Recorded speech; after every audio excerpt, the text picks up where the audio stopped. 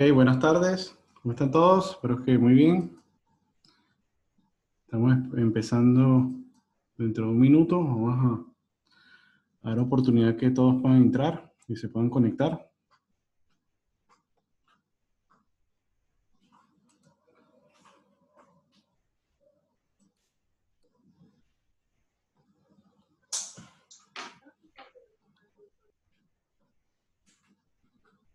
Muy bien.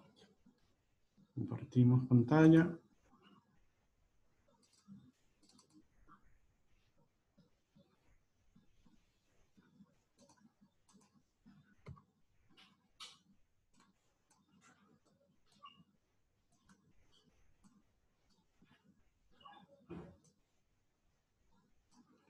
Sacamos el chat.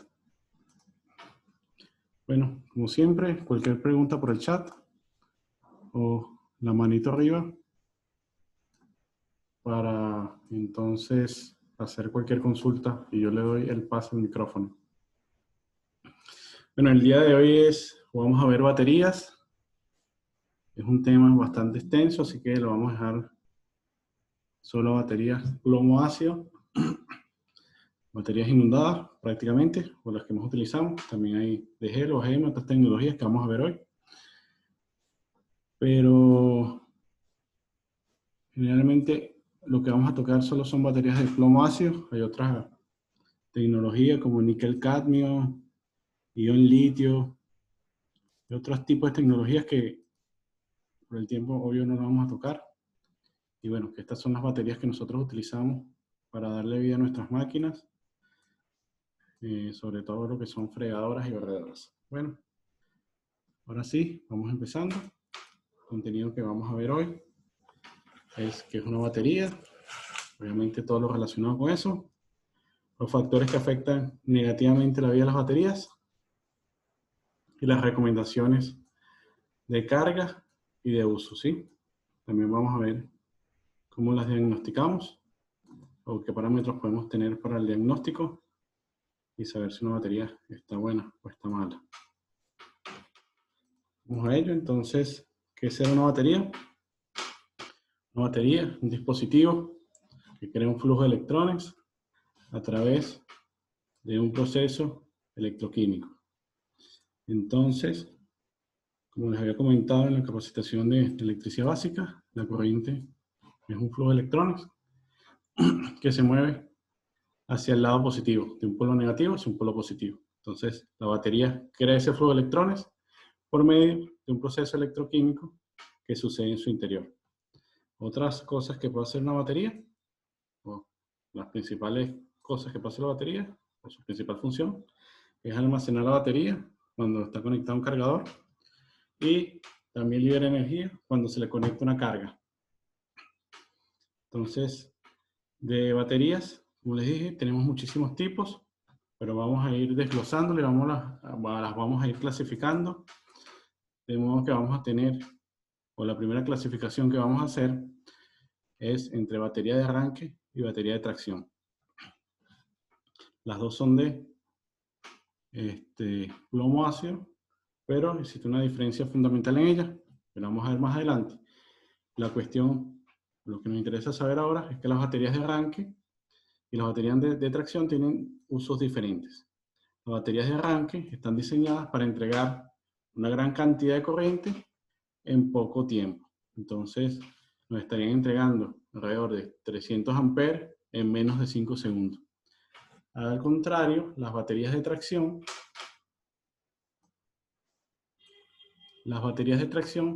están diseñadas para entregar poca corriente, pero en un periodo más largo de tiempo.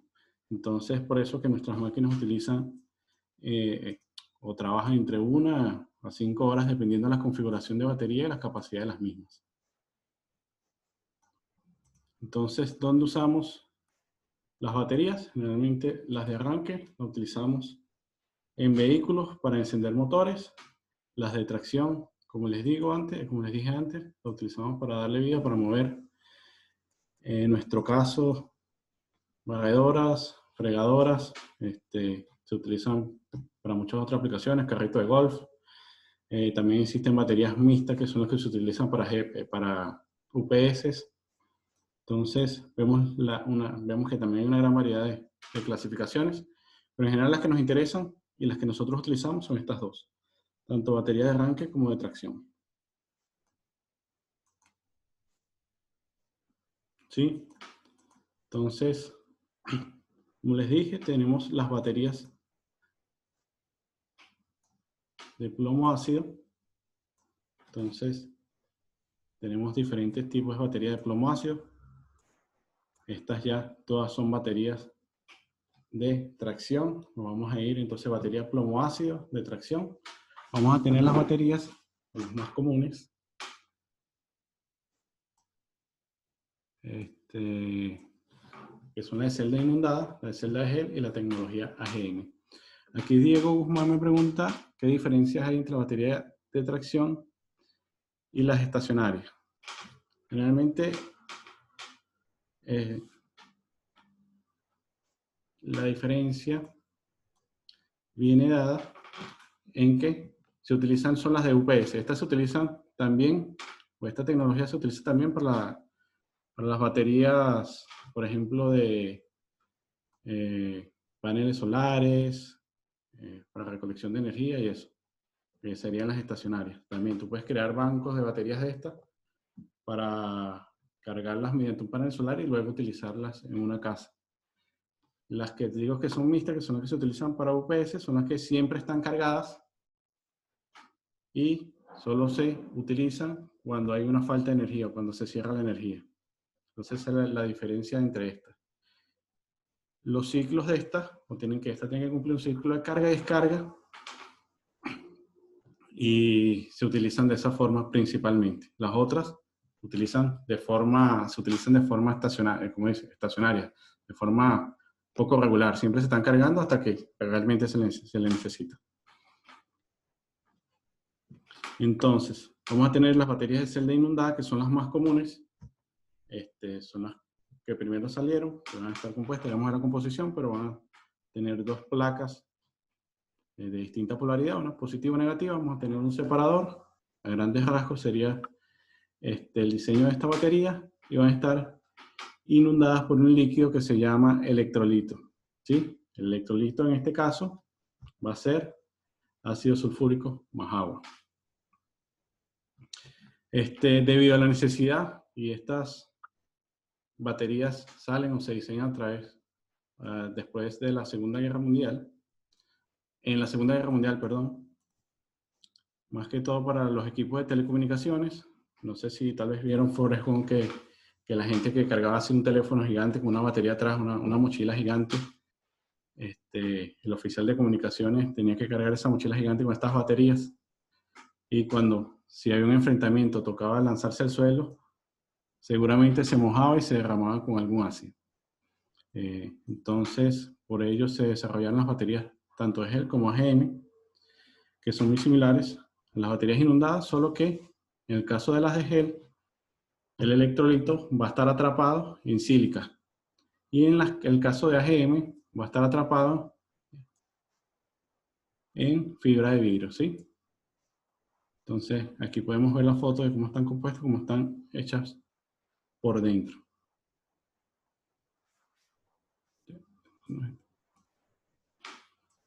Muy bien.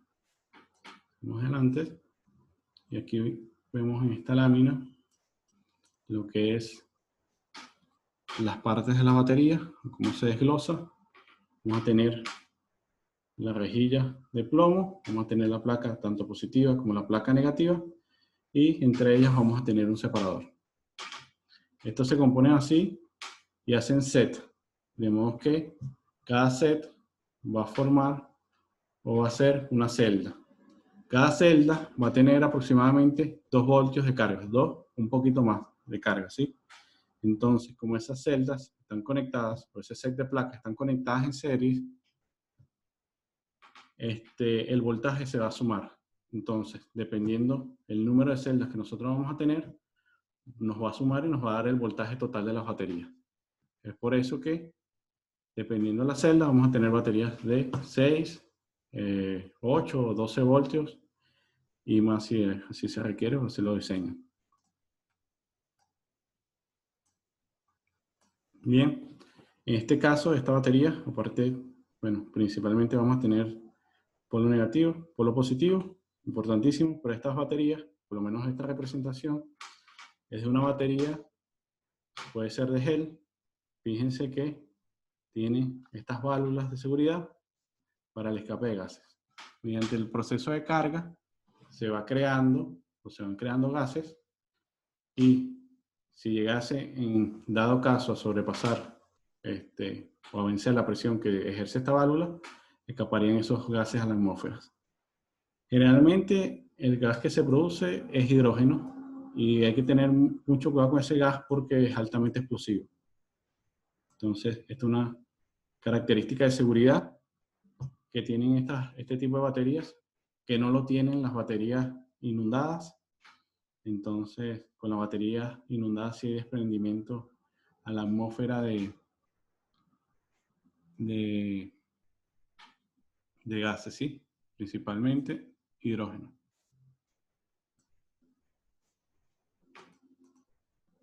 Aquí quería que vieran en esta lámina la diferencia entre una placa, entre una batería de ciclo profundo y una batería de arranque. ¿Sí? La diferencia está en las placas. Vemos que la batería de arranque tiene una placa bastante fina y muy porosa, ¿sí? Y ese diseño es el que permite el alto paso, las altas intensidades de corriente en corto tiempo. En cambio, lo que son las baterías de tracción, vemos que tienen, son más gruesas, menos porosas, tienen otra geometría diferente, y eso es para que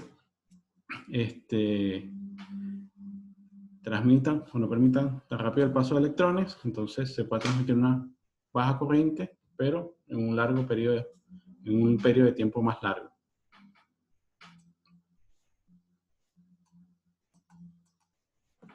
Aquí esta lámina es bastante importante porque nos muestra cómo es el funcionamiento químico de la batería. Entonces quería enseñársela.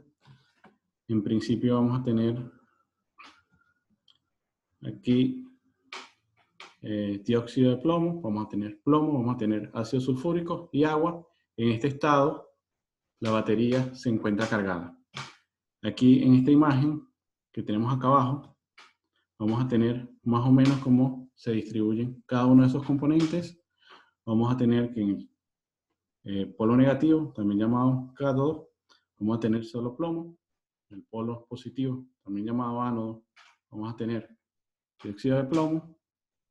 Y nuestro electrolito, que es lo importante acá, va a estar compuesto de ácido sulfúrico más agua. Entonces, cuando tenemos una batería completamente cargada, vamos a tener en nuestro electrolito ácido sulfúrico más agua. Es un indicador importante porque cuando podamos medir la densidad, vamos a tener, porque después una de las pruebas que se le hace es medir la densidad, vamos a tener nosotros entonces cómo ver o cómo comparar si la batería está cargada o no. ¿Sí? Aquí, cuando la batería está descargada, pasamos a este lado de la fórmula, ¿sí?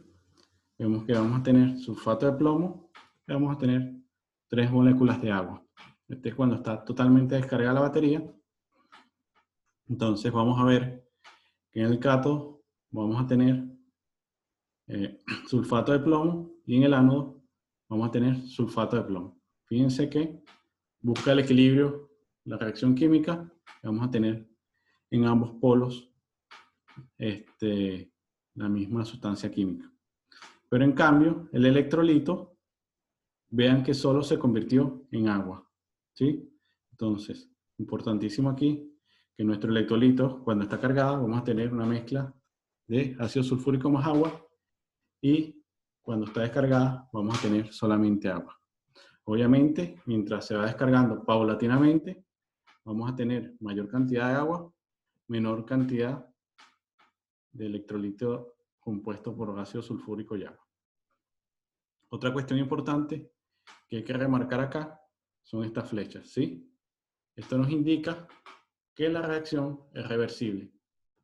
Cuando se le conecta una carga, la reacción química, esta parte o este compuesto pasa a este compuesto, y cuando se le aplica electricidad y se crea la corriente de carga, vamos a volver a pasar a esta relación, ¿sí? Entonces, no sé si tienen alguna pregunta hasta ahora, esta parte que puede ser tal vez un poco compleja. Bien, entonces, anótenlo acá. Lo más importante es que podemos sacar esta lámina, el electrolito, cuando está en la batería cargada, es ácido sulfúrico más agua, y el electrolito cuando está descargada, la batería es agua. Lo otro que es importante resaltar, que la reacción es reversible. Una de las características... Que te hago ¿Sí? una pregunta. Buenísimo.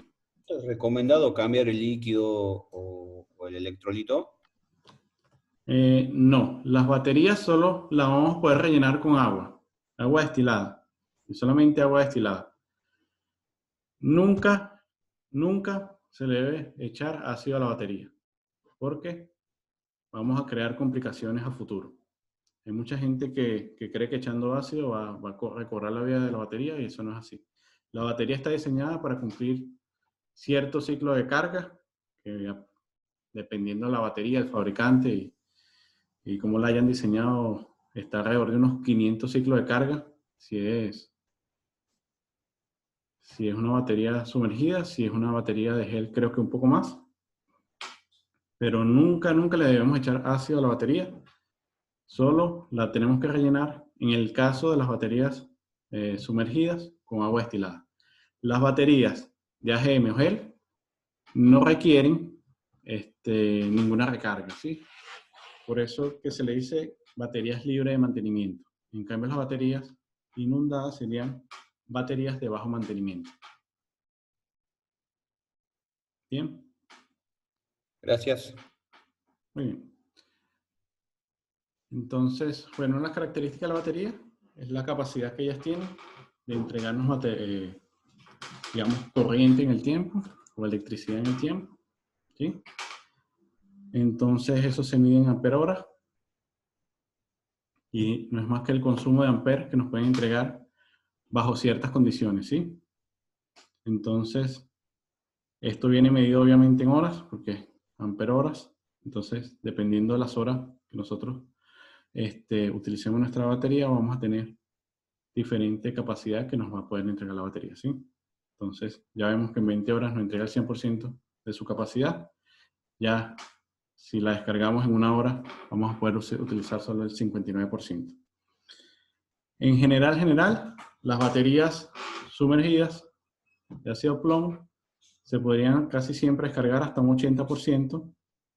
Ya de ahí entramos en una fase que sería fase DOD o Deep of Discharge, fase de descarga profunda. Y las baterías de gel le podríamos descargar creo que hasta un 60%, y ahí entramos en esa parte de Deep of Discharge, que es la descarga profunda. Esa descarga profunda la vamos a ver más adelante, el efecto que trae sobre las baterías.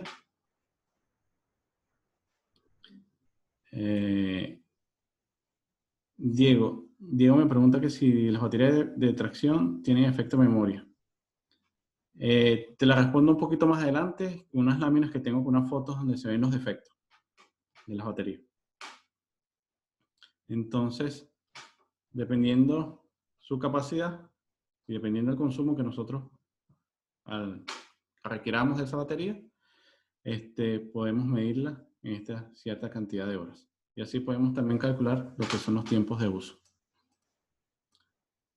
Otra de las características importantes de las baterías serían la densidad o la gravedad específica, que no es más que la relación entre masa-volumen de un líquido, ¿sí?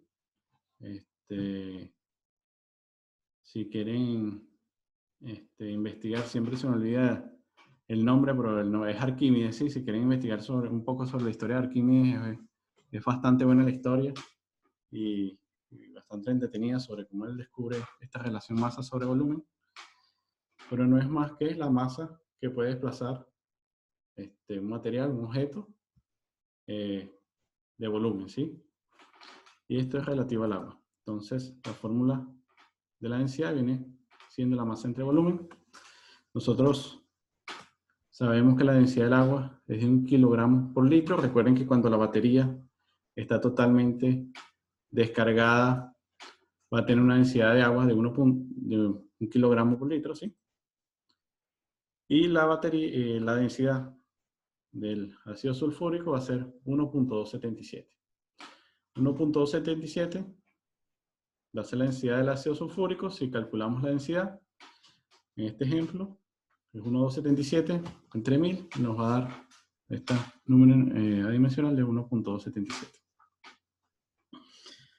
Este 1.277, dependiendo, digamos, el rango de lectura de nuestro densímetro, generalmente se va a ir a los 1300, 1280, no lo vamos a poder medir precisamente, pero es el que nos indica que la batería está totalmente cargada. ¿Sí? Entonces, una de las pruebas que se le hace a la batería es la medición, obviamente las que son sumergidas, no las que son de gel ni AGM, es la medición de la densidad con un instrumento que se llama densímetro. No es más que como un cilindro graduado donde tomamos una muestra del electrolito y él nos va a indicar cuál será la densidad de nuestro electrolito. Aquí, este lateral le puse esta tabla y más o menos nos dice el porcentaje de descarga dependiendo de la densidad. Esta tabla está en relación a 30 grados centígrados, ya que dependiendo de la temperatura también puede variar la carga de la batería, ¿sí? Entonces vemos que en 1.29 vamos a tener 0 descarga, o vamos a tener la batería al 100%, bueno, es medio contradictorio, pero vamos a tener la batería al 100% cargada, pero vamos a tener un porcentaje de descarga de 0, obviamente.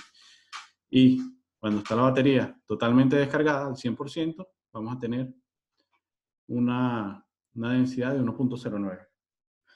Si tenemos una densidad de 1, ya sabemos nosotros que tenemos solamente agua en nuestro electrolito. De modo que vamos a estar en una descarga profunda. Por lo general, lo mínimo que siempre se recomienda o se puede medir es 1.130, 1.13 para poder decir que uno puede recuperar la batería. Ya cuando uno entra en descarga profunda, o cuando termina de descargar completamente la batería, se nos va a hacer mucho más complicado los ciclos de carga y nos van a aparecer diferentes defectos que vamos a ver en las láminas más adelante en una fotografía. Conexión de baterías, la podemos conectar, en sí podríamos conectar hasta de 3 formas, pero una es la combinación de otra. Tenemos lo que es el circuito en serie, que no sería más que el polo negativo de una batería conectada al polo positivo de la otra, y de la salida tendríamos un polo negativo, polo positivo. Fíjense la conexión en serie. En este caso, ¿qué pasa? Se suma el voltaje, pero la capacidad de la batería se mantiene igual, ¿sí? Estas baterías de este ejemplo son baterías Trojan, entonces son las 105, ya son baterías de 12 voltios, y de 6 voltios, perdón, fíjense que tenemos 3 celdas, entonces la suma de los 6 voltios nos va a dar los 12 voltios. Y la capacidad de la batería va a ser de 225 ampere-hora. Ese va a permanecer constante. La otra forma de conectarla es en paralelo. Entonces sería polo positivo, polo negativo con polo negativo, y de ahí salimos a la carga. En este caso, ¿qué pasa? El voltaje permanece igual, pero se suman las capacidades, ¿sí? Fíjense que aquí teníamos 225 ampere-hora en serie, paralelo vamos a tener 450 ampere-hora. Y a diferencia de aquí, de que en serie que teníamos 12 voltios, en paralelo vamos a tener solo 6 voltios.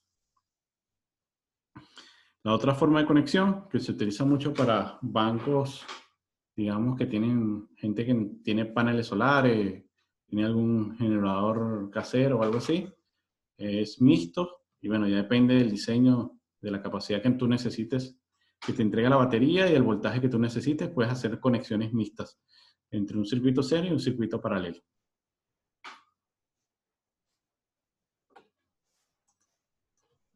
Entonces, bueno, ya empezamos a hablar un poco sobre los defectos de las baterías. Y el primer defecto, o lo primero que vemos aquí, lo primero que les quise mostrar, es este gráfico, donde se grafica, donde se propone aquí el número de ciclos versus la capacidad de descarga, ¿sí? Vemos que esta curva que tenemos acá sería una curva ideal de carga. Una curva ideal de carga implica que nosotros estemos cargando la batería, no llevar la descarga profunda, siempre que se determine usar la máquina, cargarla nuevamente y cumplir con todas las normas del manual, ¿sí? Vemos que la batería nos va a durar aproximadamente, dependiendo de la batería obviamente, unos 500 ciclos. Entonces, aquí tenemos otra línea, otra curva, y vemos cómo una sobrecarga afectaría en la vida de nuestra batería, ¿sí? Las sobrecargas en general no son tan dañinas, mientras que no se hagan de forma muy continuada, ¿sí? Fíjense, cuando sufrimos o le damos cargas severas, ya se nos acorta aproximadamente a la mitad la vida de nuestra batería con respecto a una carga ideal. Aquí es muy importante también el tipo de batería y el perfil de carga. Dependiendo de la batería vamos a tener diferentes perfiles de carga o curvas de carga. Vamos a tener curvas UIA, WA, son diferentes perfiles de carga de corriente constante, voltaje variable y así. O sea, sería otro webinario de solo curvas, nada más solo para explicarlo. Pero tenemos que tener entonces un perfil de carga correcto. Y la más grave de todas es las cargas parciales, ¿sí? Esto es también es lo peor y también es lo más común. Las cargas parciales son cuando nosotros utilizamos nuestra máquina y la conectamos, dejamos cargando, no dejamos que termine el ciclo de carga, que se cumple el perfil de carga, la desconectamos y la seguimos utilizando. La utilizamos 15, 20 minutos, la volvemos a cargar, arranca otra vez el ciclo de carga, la desconectamos a los 20, 30 minutos y la volvemos a usar. Esos son perfiles de sobrecarga. Fíjense que esos perfiles de sobrecarga disminuyen drásticamente la vida de la batería. Y entonces, esas cargas incompletas, por así decirlo, o la interrupción de los ciclos de carga, es el peor efecto o el peor daño que nosotros le podemos hacer a una batería de este tipo. ¿Sí? Entonces, factores que afectan negativamente la batería, ya se lo había dicho antes, o le había comentado, el DOD, la descarga profunda, que es descargar las baterías más allá del 80%, temperaturas de la batería, le había comentado un poquito sobre esto también. En temperaturas frías, sobre todo acá en la Argentina, cuando nos vamos mucho al sur, y que también hay riesgos de congelamiento, las baterías no van a cargar a un 100%. Generalmente, las baterías están recomendadas para un uso entre los 25 y 30 grados, obviamente, si lo utilizamos entre los 20, 15 grados, no nos va a afectar tanto como si las trabajamos que a 5 grados, a 5 grados, a 0 grados, ¿sí?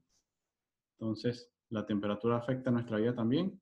Obviamente, el mantenimiento que le vayamos haciendo a las máquinas, a las baterías, sobre todo las sumergibles, lo que es el relleno del electrolito. Diseño y dimensionamiento, si tenemos una batería con muy poca capacidad para un alto consumo, obviamente la vamos a dañar rápidamente. Y los ciclos, ¿sí? A medida que la batería va cumpliendo ciclos de carga, obviamente va disminuyendo su rendimiento con el tiempo. Aquí le quería mostrar entonces qué pasa con las baterías, con las placas. Dice que tenemos aquí las placas totalmente sanas, positivas, placa negativa. Entonces, aquí vemos un fallo típico cuando se sobrecargan, cuando hay sobrecargas severas. Este es como un efecto Moore que se forma entre las placas y es peligroso porque puede causar algún cortocircuito.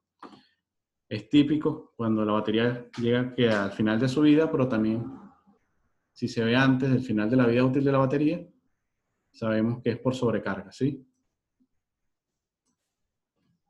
Cuando la metemos también a sobrecargas y aparte la sometemos a alta temperatura, se nos desintegran las placas. Entonces, es importante, no se hace mucho, pero llevar un control, sobre todo si una batería que hay en descarga profunda, cuando se recupera, que no sobrepase los 50 grados centígrados. Y no trabajar con las baterías por sobre 50 grados centígrados. Bueno, que sería una locura, ¿no? Pero que no trabajen en esas condiciones porque pueden pasar o nos pueden ocurrir estos efectos. Otra falla característica de las baterías es esta, ¿sí? Vemos aquí que hay una línea visible donde ve que se realizó el proceso electroquímico aquí, pero acá no, porque el electrolito no cubría completamente la placa. Al final nos pasa esto, ¿sí? Que se nos rompe la placa.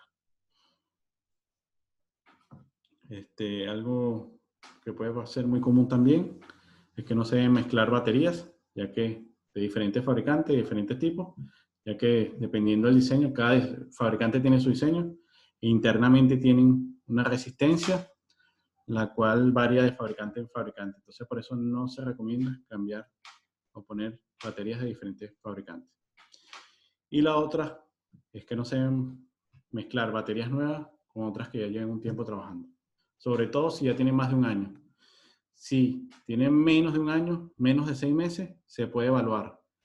Haciendo el estudio de la densidad, haciendo un estudio de descarga, se puede evaluar si se puede reemplazar por solo una de las baterías, en el caso que una de las baterías de un banco de 4 esté dañada. De resto, no es recomendable porque vamos entonces la batería nueva, la vamos a poner a trabajar con la capacidad de las viejas. Entonces, como ya ha perdido capacidad, vamos a prácticamente dañarla, desperdiciarla. ¿Sí? Otro tema que le quería comentar es que las baterías se van descargando mientras permanecen en stock. Lo ideal es que permanezcan poco tiempo almacenadas. Esta es una de las diferencias que tienen con las de UPS. Se van descargando. Fíjense que las baterías estas sumergibles se descargan a razón de 1% diario. Y las baterías de gel se descargan a razón de 0.1% mensual. Entonces, con estas baterías sumergidas, vamos a tener que tener mucho más cuidado y vamos a tener que llevar un control mucho más estricto cuando la tenemos almacenadas, ¿sí? Siempre el voltaje tiene que ser superior al 70% de la batería, o sea que tiene que estar por encima de unos 12.3 voltios. Esto pasa, vean que este no es un banco de batería de máquinas, sino es un banco de baterías ya de paneles solares, ¿sí? Cuando seleccionamos mal el banco y causa alguna sobretemperatura, miren cómo se fundió este. Aquí cuando no tenemos ventilación, es importante siempre tener ventilación. Ya les había dicho que las baterías en la reacción química botan hidrógeno, sobre todo las sumergibles, las mojadas, y hacen los ambientes, si son ambientes cerrados, se pueden volver explosivos. Un 4% de hidrógeno, de concentración de hidrógeno en un ambiente cerrado, ya es altamente explosivo. ¿Sí? Las baterías de gel, como les mostré, tenían esa válvula de seguridad, no botan tanto hidrógeno en la atmósfera, entonces es menos probable que pase o que nos ocurra esta situación, pero igual es recomendable cargarla en sitios que no estén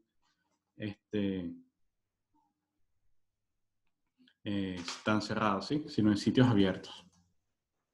Las recomendaciones que les puedo dar, siempre mantener las baterías limpias y secas, chequear los tapones de ventilación, siempre chequear las conexiones, obviamente. Si tenemos conexiones flojas o sulfatadas, se nos va a perder energía por ahí, se va a producir calor, vamos a desperdiciar energía por allí, entonces es peligroso. Siempre usar productos adecuados, aplicar protectores siempre para la terminal, para que no se sulfaten. Las baterías deben ser cargadas en el almacenamiento, deben ser cargadas antes y durante el almacenamiento. Nunca almacenar las baterías descargadas, obviamente.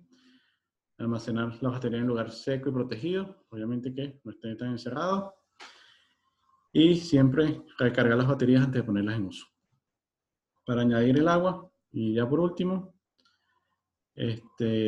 solo agua desmineralizada, como les digo, nunca añadir ácido a las celdas, añadir agua después de una carga completa hasta el nivel indicado, no sobre rellenar las baterías porque cuando las cargamos seguro se desbordan.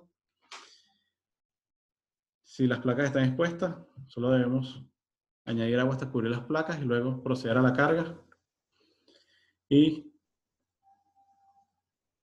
nunca añadir el agua a las baterías si el electrolito cubre las placas, ya que podemos causar un derramamiento. Y esos derramamientos son peligrosos. Recuerden que tenemos ácido sulfúrico y el ácido sulfúrico es bastante corrosivo. ¿Sí? ¿Por qué motivo se sulfatan los bornes? Generalmente siempre no sé, pasa. Sí, pasa. Primero, el fabricante nos establece un torque de aprete. Si no tenemos ese torque, vamos a tener ahí pérdida de corriente. Y obviamente estamos trabajando con ácidos.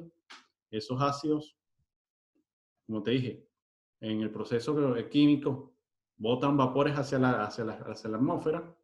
Y esos vapores, obviamente, son corrosivos y te van dañando los bornes. O te los van corroyendo, te los van sulfatando, digamos. Gracias. Sí, pues nada. Por aquí me preguntaban sobre el efecto memoria,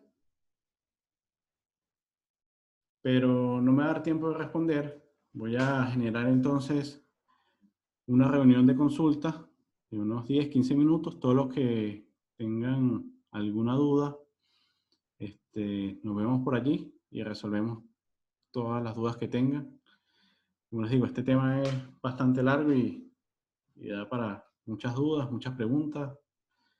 Y entonces, bueno, vamos a crear esa reunión de unos 15 minutos hasta las 5 aproximadamente, 15, 20 minutos, para luego entonces cerrar el capítulo de las baterías, ¿sí? Entonces, cierro esta reunión y enseguida le mando la reunión de consulta. Los que no vayan, o los que no tengan ninguna consulta, los que les haya quedado claro, les agradezco obviamente su tiempo, como siempre. Que tengan una buena tarde, una linda tarde y un feliz fin de semana. Entonces, voy saliendo y vamos a crear la reunión de consultas para responder todas sus dudas.